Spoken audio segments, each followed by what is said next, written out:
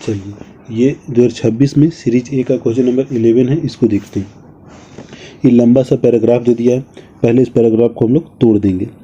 यहाँ पर लिखा अत्यंत नूतन काल में या तो यमुना कभी सिंधु में प्रवाहित होती थी या फिर सतलुज यमुना में प्रवाहित होती थी। चलिए इसको एक लाइन बना देंगे, वन लाइनर बना देंगे, ठीक है।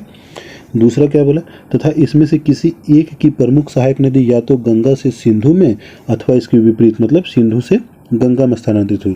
क्वेश्चन क्या है फिर से समझ लेते हैं कि अत्यंत नूतन काल में, ठीक है, प्लेस्टोसीन काल में या तो यमुना कभी सिंधु में जाके प्रभावित गिरती थी या फिर सतलुज यमुना में प्रभावित होती थी। मतलब सिंधु नदी तंत्र और यमुना नदी तंत्र, गंगा नदी तंत्र के बारे में बोला कि या तो सिंधु नदी का यमुना में सिंधु, या तो यमुना कभी सिंधु में प्रभावित होती थी या फिर सतलुज यमुना में प्रभावित होती थी। नंबर 1 बात।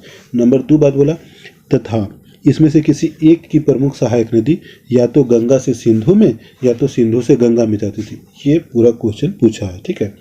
अब बोला है कि बताइए कि उपयुक्त, मतलब ये जो कथन हम बोल रहे हैं, एग्जामिनर बोला ये जो बात हम पूछ रहे हैं, आखिर क्यों ऐसा हम कह रहे हैं, मतलब ऐसा क्यों कहा जा सकता है कि ये चीज़ हुआ था, प्राचीन काल में ऐसा हुआ था, इसका क्या तर्क है, इसका क्या आधार है, सो पूछ रहा है, ठीक है।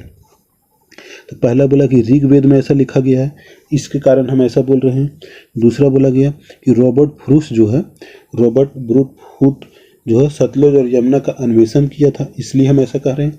या फिर डॉल्फिन जो है उस सिंधु नदी में भी पाया जाता है और गंगा नदी में पाया जाता है, इसलिए हम लोग ऐसा कर रहे हैं। इस क्वेश्चन का यही पूरा मतलब था, ठीक है।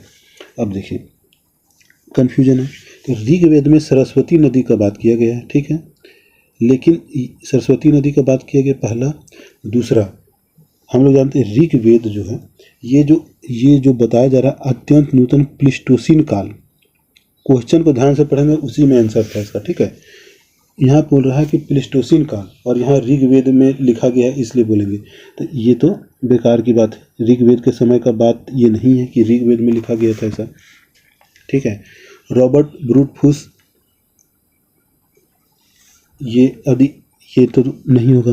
दूसरा क्या है कि रॉबर्ट ब्रूसफुट द्वारा किए गए सतलज और यमुना के अन्वेषण, इसको डॉट में रखने की हो भी सकता है नहीं भी हो सकता है, ठीक है। तीसरा बोला कि दोनों नदी सिंधु में भी और गंगा में भी एक ही डॉल्फिन की प्रजातियां पाई जाती है। अब देखिए ये हम लोग बहुत इन्वायरमेंट में भी पढ़े हैं, एनसीईआरटी में पढ़े हैं।